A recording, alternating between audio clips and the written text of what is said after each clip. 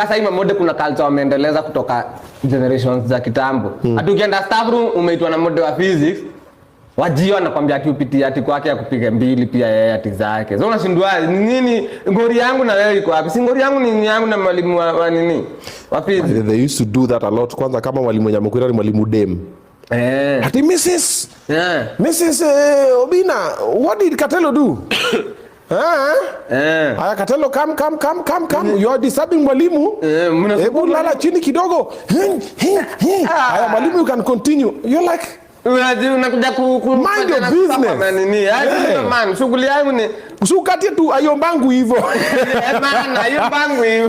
By the way, unajua hivyo ndio walikuwa naombanga. Hivyo ndio mamode unasikia hizo ndio nini zao. Mamode hizo ndio manini zao. Ati I saw Mrs. Nani is not around today, so I've decided to help her cover her topic with you guys.